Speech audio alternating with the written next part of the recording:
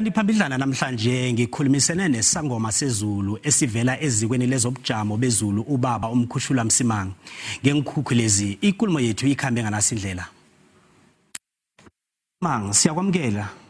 Masibonga mnewethu. Akusihlathulele bona ubujamo bezulu obufana nalobu obuza nengikhukhula ezimbi kangaka bubangelwa yini?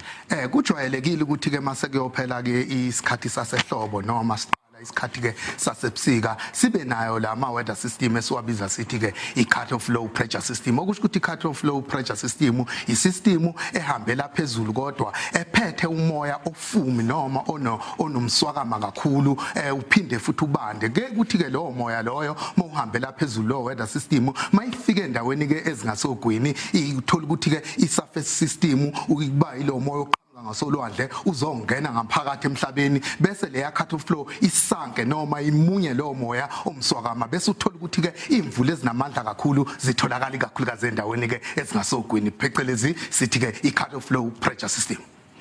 Kukhona la okungenziwa ukuvikela abantu njengoba kuthiwa izulu liseza.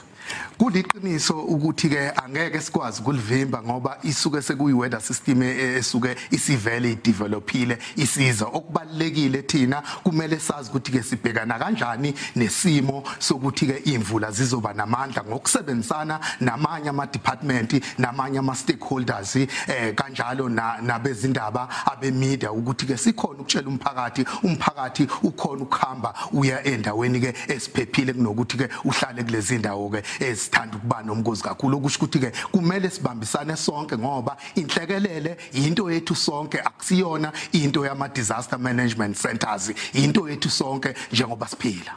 Siyathokoza baba Msimang.